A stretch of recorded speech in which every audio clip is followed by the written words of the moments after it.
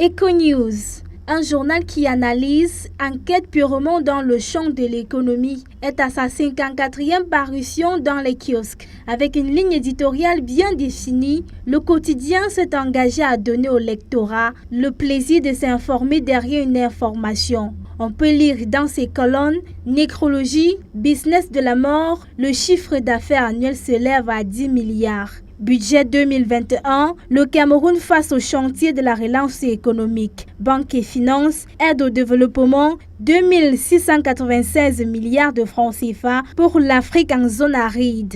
Econews s'est constitué à partir des rubriques spécifiques telles que des annonces, des conseils et surtout des paroles aux experts. C'est un journal purement économique qui traite dans tous les secteurs de l'économie, notamment les banques, les entreprises, les collectivités territoriales décentralisées, entre autres. On y retrouve aussi les échos, la rubrique tendance, où l'information est donnée de façon graphique. C'est toujours une actualité économique, mais là c'est différent parce qu'on justifie cette actualité avec soit des graphiques, soit des camemberts, soit des tableaux. Et le lecteur n'a plus besoin de lire, il peut se référer juste au tableau. Le journal veut surtout situer le lecteur à travers les brèves d'actualité.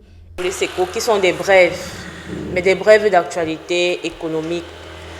1000 signes, c'est 3 brèves, 1000 signes au trop. Econews est un journal d'expression économique qui aide le public à obtenir des informations fiables sur les banques. La BICEC, les grandes banques là, les gens aiment bien savoir ce qui se passe autour d'elles. Donc je prends un peu ce domaine-là. Même les petites banques, même les banques, les petites banques, je prends parfois cela. Prendre des sujets, mais la différence qu'on fait ici, c'est l'angle de traitement. Surtout ça, c'est l'angle de traitement parce que nous, on traite pour que, de telle sorte que même si c'est un passant, même si c'est n'importe qui comprenne. La décentralisation, un réel combat mené au Cameroun, trouve aussi sa place dans ce tabloïd pour faire parler les entreprises. La rubrique décentralisation concerne beaucoup plus entreprises, rentre dans les entreprises et les collectivités. Ça veut dire qu'on ne s'attarde pas uniquement dans la décentralisation, mais dans tout ce qui touche les entreprises.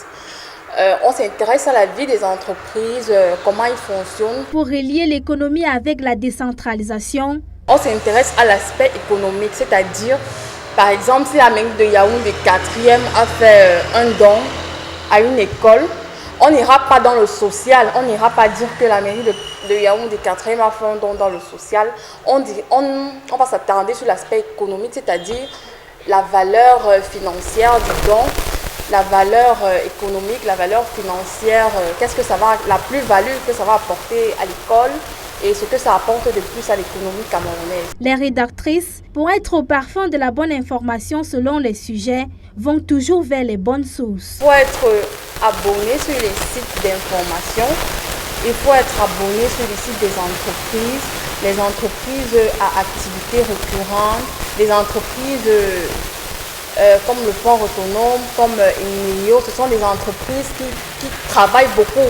Econews, un journal parmi tant d'autres, mais avec une grande particularité. Le choix des sujets d'abord, parce qu'on a le choix des sujets ici. On ne choisit pas nos sujets à la volée.